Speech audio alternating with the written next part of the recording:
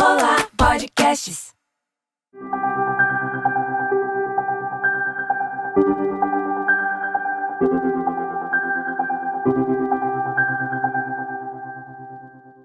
Fala aí, moçada, como é que estamos? Como é que tá essa garra? Como é que tá essa vitalidade, essa força?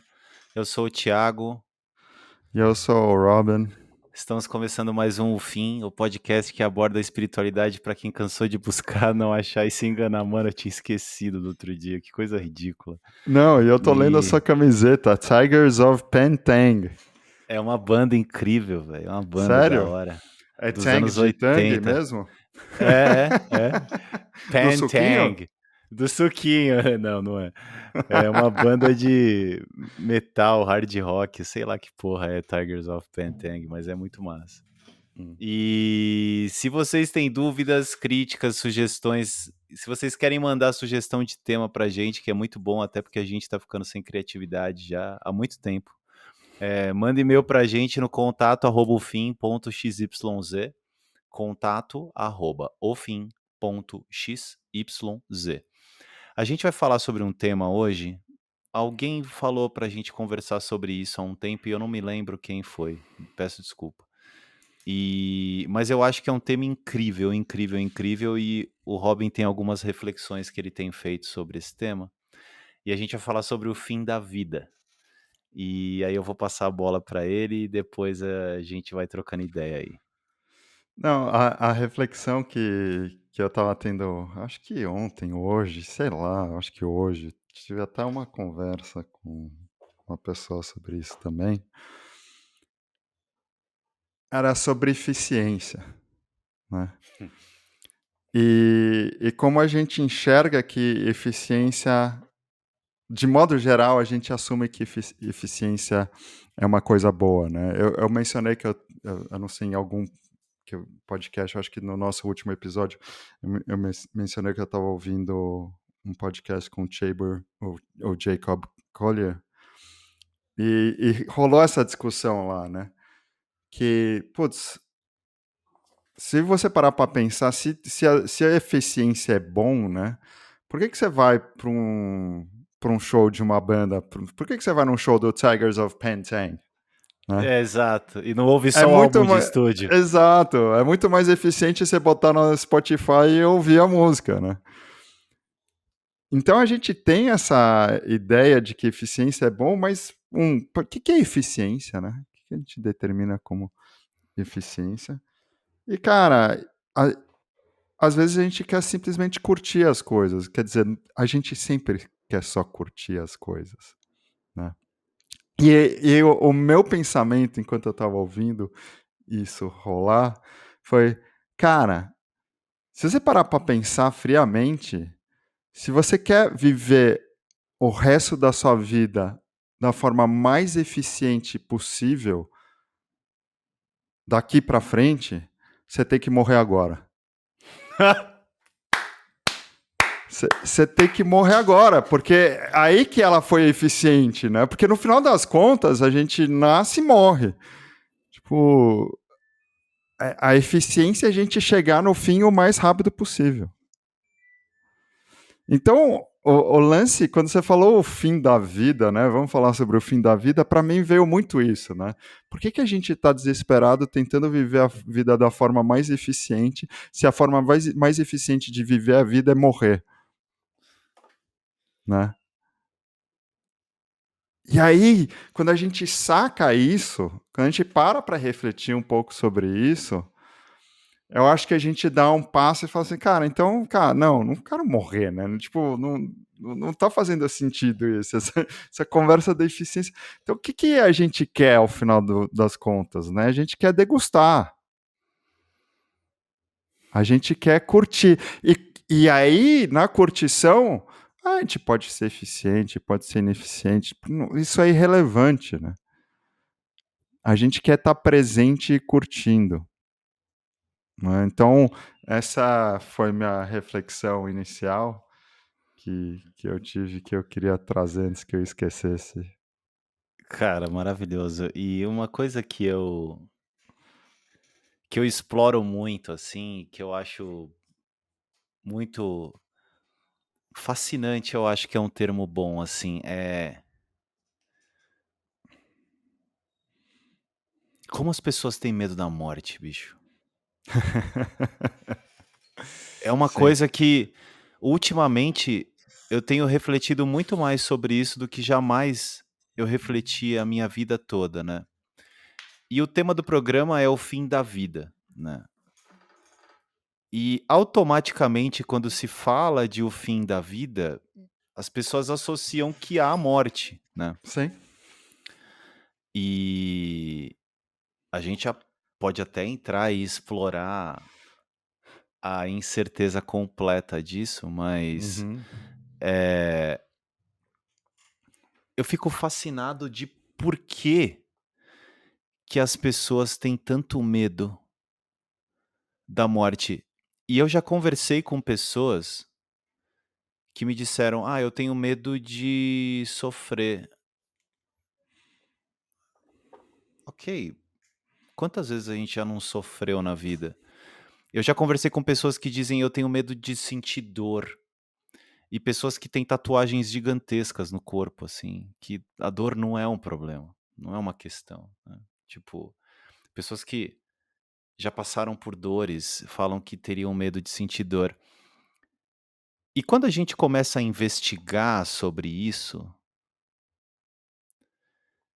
o que me ocorre é que há um medo da morte, porque por ignorância há um medo da vida.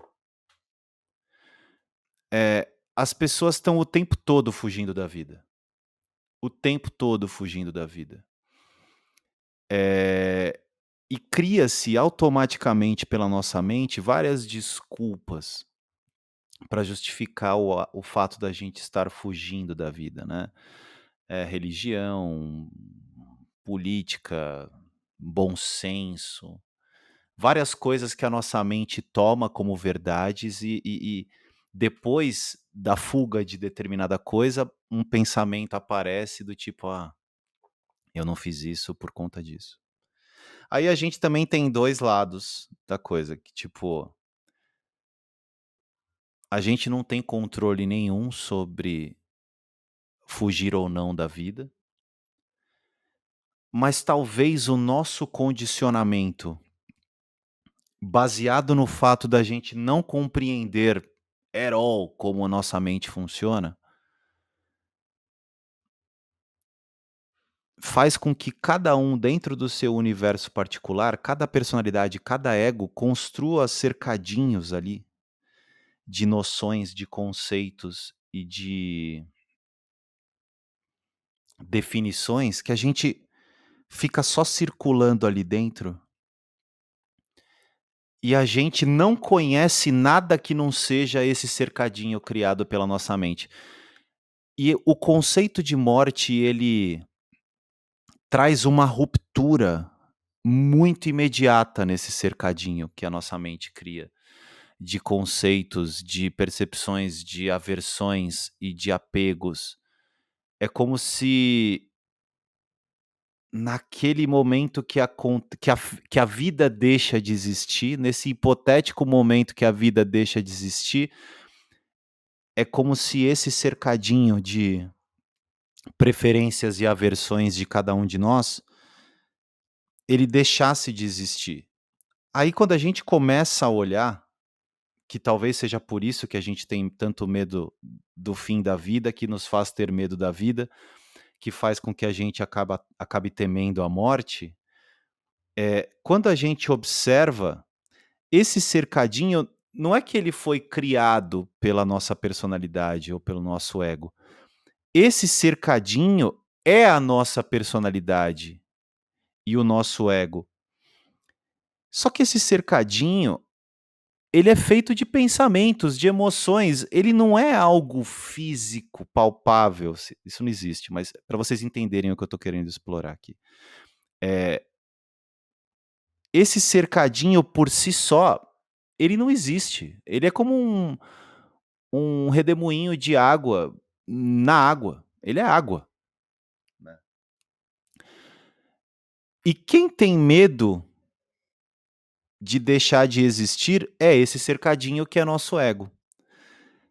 E como a gente não explora a fundo, porque não é de interesse cultural nosso, nunca foi, nem dos nossos pais, nem dos pais dos pais dos pais dos pais dos pais dos pais, a gente não explora o que tem antes disso, o que a gente é, ou a gente não explora essas coisas, a gente se confunde de maneira muito íntima com esse cercadinho, e a gente acha que somos esse cercadinho.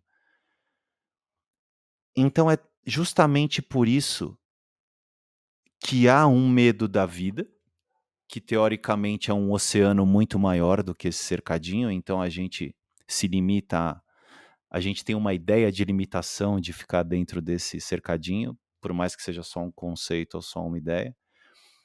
E há esse pavor muito grande de obliteração, de sumir que esse cercadinho tem, porque é um vício. É como se fosse um círculo vicioso imaginário que a gente não sabe viver de outra forma que não seja dentro desse script, desse roteiro que é esse cercadinho. E quando a gente tem o que chamamos de autorrealização, de iluminação, a gente tem essa, se é que eu posso dizer que a gente tem algo, essa autorrealização ela ocorre quando aquilo que nós somos, que é o que possibilita que esse cercadinho exista, porque ele é muito maior que ele sustenta tudo isso, é quando isso que nós somos meio que desperta desse sonho e enxerga o cercadinho só como um cercadinho. E nesse momento há essa quebra do magnetismo de achar que nós somos o cercadinho. Então, a gente realiza essa imensidão que a gente sempre foi além do cercadinho. E por mais que boa parte da nossa vida continue operando dentro desse cercadinho que é o ego,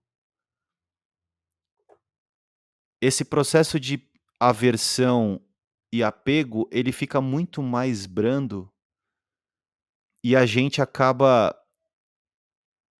tendo menos medo da vida, até que uma hora esse medo da vida ele acaba. E aí a gente passa a desacreditar nessa coisa chamada morte, porque fica muito claro que a única coisa que pode acabar, de acordo com a minha própria experiência, é o que eu não sou, né? E isso é muito louco. É, é muito louco mesmo. Essa realização, pra mim, é das mais doidas que tem. Porque pra gente ser alguma coisa, a gente tem que sempre ser aquilo, né? A gente não pode ser de vez em quando. Então, na essência de tentar descobrir o que a gente só consegue encontrar uma eternidade, né? A gente não consegue encontrar alguma coisa efêmera. E uma coisa que você estava falando que eu fiquei refletindo muito no começo, quando você estava falando sobre o sofrimento, que as pessoas têm medo de sofrer, têm medo da dor. Só que essas coisas a gente, teoricamente, só consegue sentir em vida, né?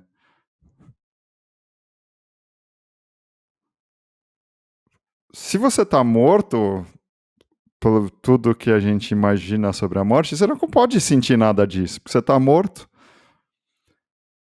E aí volta o seu lance de, no fundo, as pessoas têm medo da vida e não da morte, né? Porque o próprio medo só pode existir nessa tal de vida. A experiência só pode existir na vida.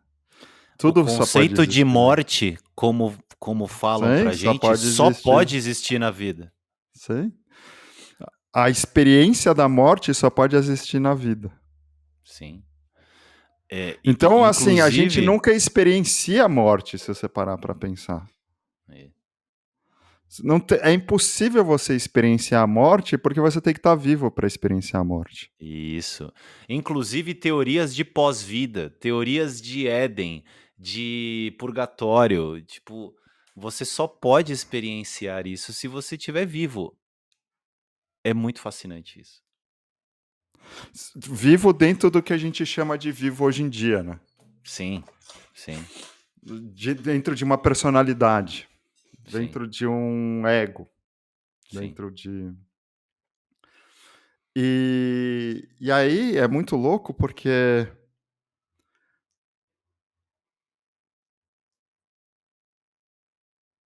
a gente volta para todo o lance da leveza e da liberdade, da paz, do bliss, da felicidade, do contentamento, do que quer que você queira chamar.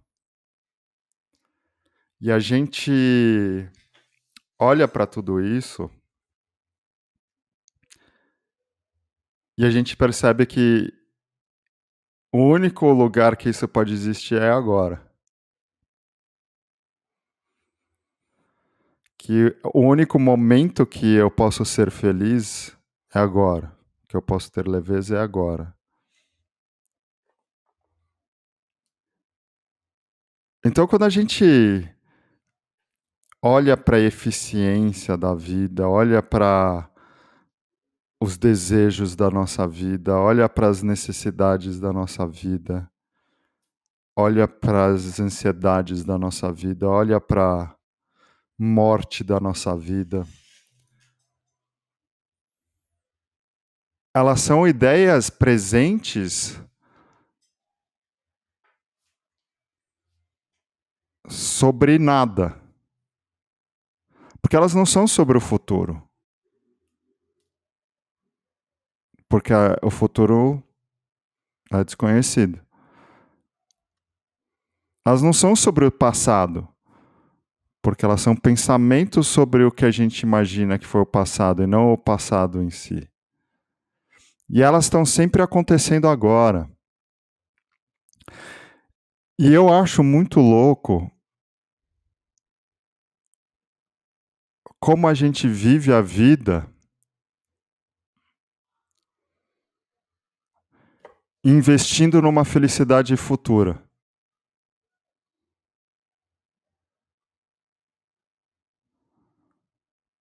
Investindo a nossa felicidade presente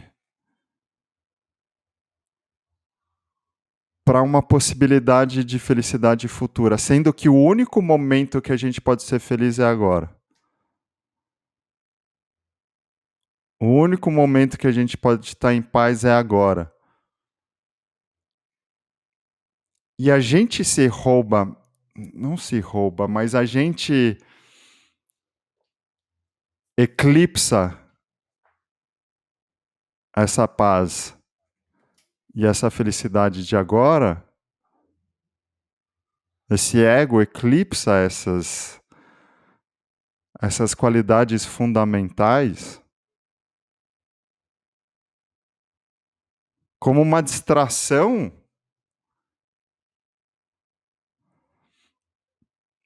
Agora. Então,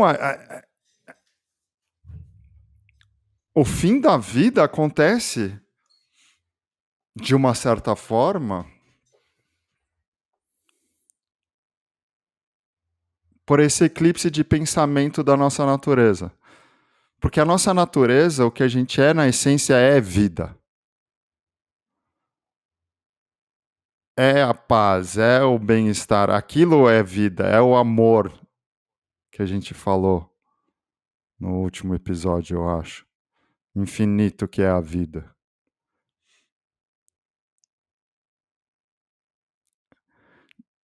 E a gente, em vez de viver a vida, a gente inocentemente eclipsa essa vida através de todas as narrativas e os pensamentos e as historinhas e o futuro que não existe, o passado que nunca existiu. E a gente se rouba da vida. Então, assim, de uma certa forma, o ego em si é a morte, né? A vivência da identidade é a ausência de vida.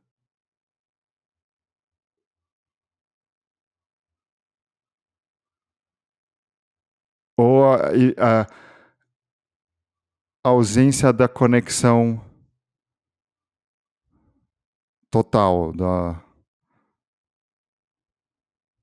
Tô viajando muito aqui, né? Não, não, não. Eu quero só.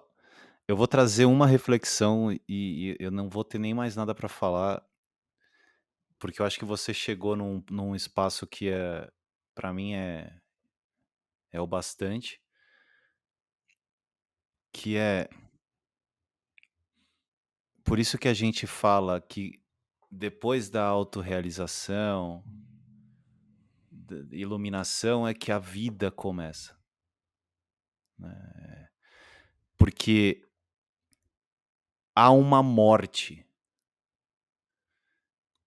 quando a gente passa por um processo de autorrealização, que por mais que enquanto a gente viva no ego, a gente experiencie, entre aspas, a morte, porque é um cercadinho de água parada, né? E água parada é água morta, né? Por mais que a gente viva e experiencie esse cercadinho, o ego é uma fotografia de um passado inventado, né?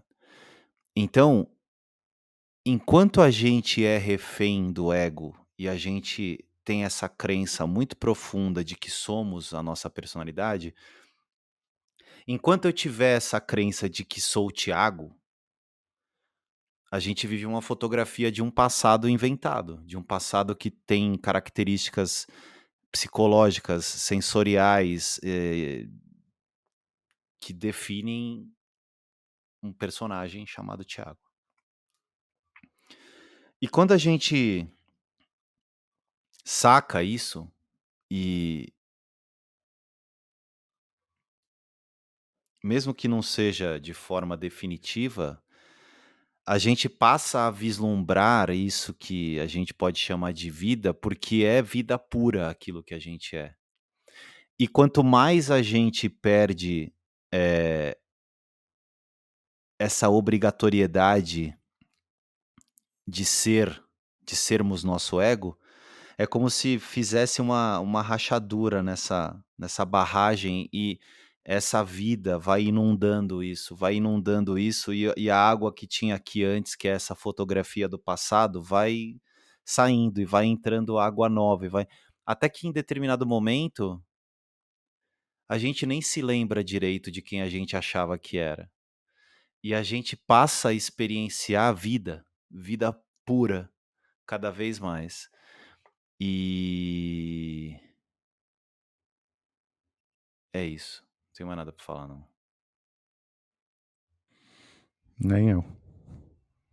Então, galera, contato@ufim.xyz, beijão pra todo mundo e até a próxima.